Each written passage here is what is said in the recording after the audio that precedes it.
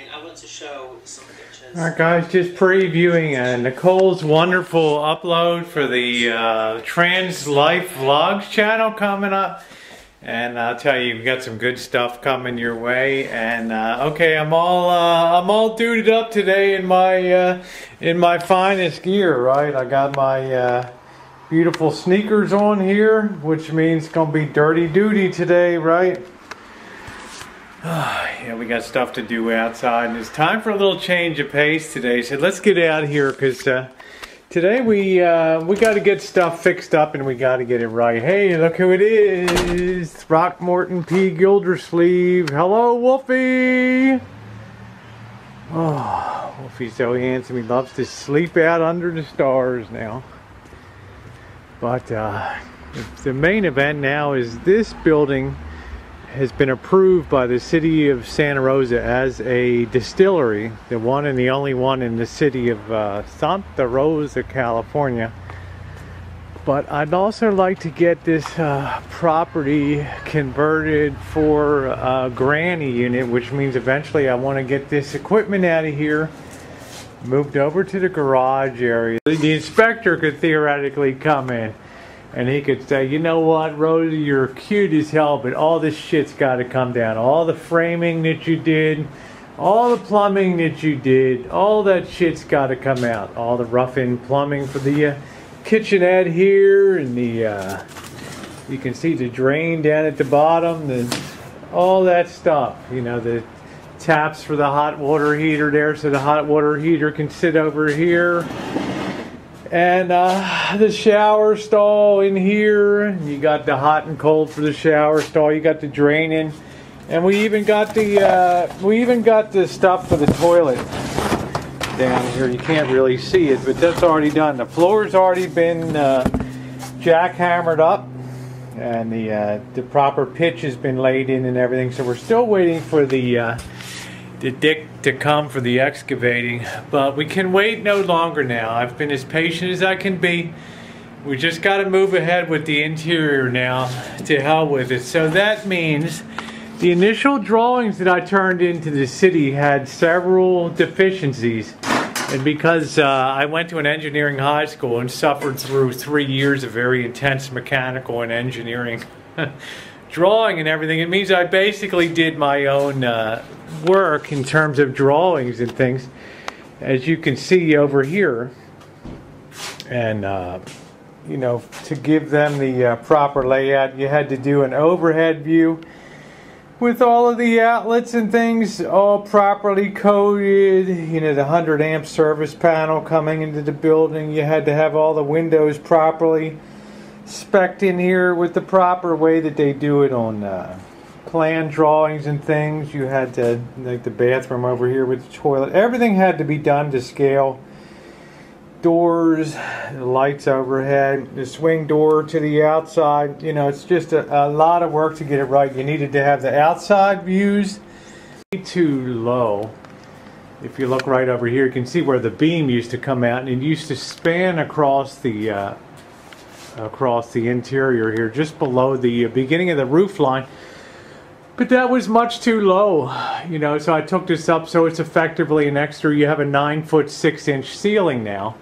So I had to sort of vault that up there myself and get that properly done. And then I had to do all the electric and all the plumbing in here and put in the new panel over here. And, you know, all the switches we got covers on. I had to lay a little heater in here and things. So, you know, I spec'd that all inside. You know, I had the plan layout for the whole overall property with the main building, the outbuilding, and also the garage here. And it had to be properly notated for distances and all that kind of stuff. So you needed all the exterior views and all that. So, the problems I ran into were probably this is going to be okay because I carriage bolted this up, which is good. But, and in point of fact, when you take this roof and you put interior spanners like this across it, you're actually adding to the strength of that roof, because these members the weight of the roof would want to come down, and these keep that roof up nice and high, and you could probably double the weight load on that roof by just having these these 2x4s across here spaced out evenly. It probably added to the strength of the structure, so I'm not going to really have a lot of problem with the city. They might tell me up here, oh, Rosie, dum-dum, you better double up those carriage bolts in there, which is fine. And of course, all the wiring has been to code here, and we got that fed in. We have the, they don't want to see wires coming down to a circuit box in closed holes. They want to see an open area for them to feed down. And of course, we have all of our metal protecting everywhere. We've got electric wiring going through, and I do mean everywhere on here. So that's all important stuff that makes code. The problem is, when I submitted the drawings for had to submit electrical wiring plan too, with the bathroom light and fan and the well pump on the outside and the heater and all the breakers, and you had to have all the circuits, the 30 amp still feed, the main coming in, and also for an electric water heater on here.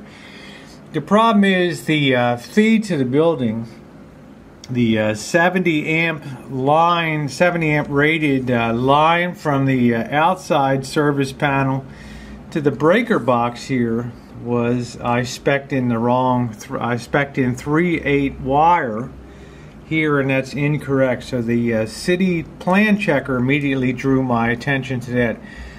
The other concern of the plan checker was that all circuits have to be GFIC protected, ground fault interrupter circuit. It means if there's any water and somebody touches water and electric at the same time, it instantly shuts off that circuit so you don't get electrocuted or injured. Well, all of the outlets in outbuildings, in-law units are required to be GFIC protected. I did not know that, so I have to go back, revise the planning here, and also come around to the circuits and make sure all outlets are GFIC protected. Now, if you know anything about code and all that, and the way that they do things is this. If you have GFIC breaker, if you have a GFI outlet at the beginning of your string, effectively the whole string behind that, all the other outlets that come behind that, the slave units, the slave outlets that feed off that, they'll automatically be GFIC protected too. So you only have to put one in per line. So we'll make sure it's all spec'd in and all that. So it should be doable, and I hope maybe this Wednesday I'll be able to drop these revisions off. And who knows, in a couple weeks, maybe finally get the building permit here to put the insulation in and drywall and get this son of a bitch done here. All right, that's the plan for today, guys. Thanks.